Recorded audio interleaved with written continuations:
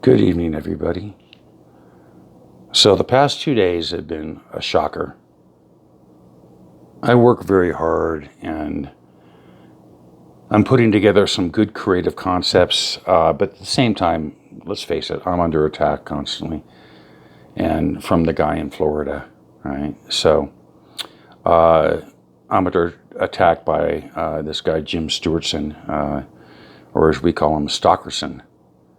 Now, he's ranting and raving about cults. And you hear the word cult all the time. It's actually meaningless. If you go to Wiki, it says a cult is defined as a system of religious veneration and devotion directed towards a particular figure or object. And they go on to say it can be defined as a relatively small group of people having religious beliefs or practices regarded by others as strange and sinister. They keep on saying religious, right? Keep in mind that cults don't have to be religious. It's how you define them. You can define the Boy Scouts as a cult, or Navy SEALs as a cult, or people who hang out at Starbucks as a cult. So when they started calling QAnon a cult, well, I started to scratch my head saying it didn't seem small. I think the movement's around 250 million people. And as far as Denise Matteau, I'm the first one to tell her that she's dead wrong about Steve Outtrim, who has always been decent and honest with me and is in no way, shape, or form a foreign agent, but actually a very precise and detailed evidence-based researcher. But I also listened to the other parts of her video, and here's where I got shocked. I decided, okay, I'm not going to tease her about Brian Burmingham. I'm going to look into it. And wow, I found out that Brian Burmingham was an employee of Steve Hassan and Rick Ross, the people she's been talking about. And I found out that Denise may be onto something regarding Brian Burmingham. And how do I know? Personal experience. Because on October 21st of this year, Hassan was on TEDx Atlantic along with Jim Stewartson, the person that I suspect made death threats to me, sent me malware packets, and, I put my money where my mouth is. I'm filing things through the court system, so they're a matter of public record. And let's get back to this video. Well, guess who was helping with the graphics and helping with the whole production?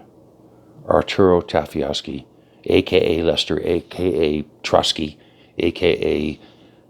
handled by Beth. You have to see it for yourself. And I want you to click on the link that I'm attaching to this video. And, you can make up your own mind. That's what I do.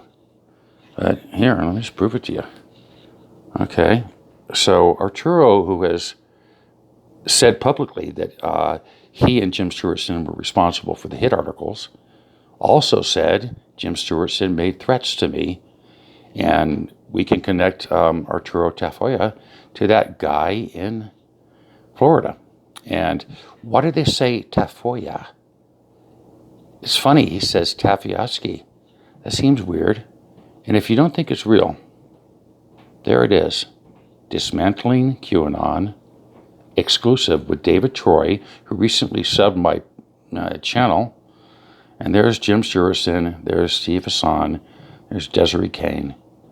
So pretty amazing. That's that. So there's Steve Hassan. You can see it for yourself. And who worked for him? Brian Burmingham. So I'm going to give a 0 to Truth Convoy on Steve Outtrim, but I'm also going to say you just don't know the guy. But I'm starting to dig a lot deeper into Brian Burmingham and Steve Hassan. And, what can I say? There may be something very real about her allegations regarding UMass and what happened to her daughter, who I have never teased Denise about.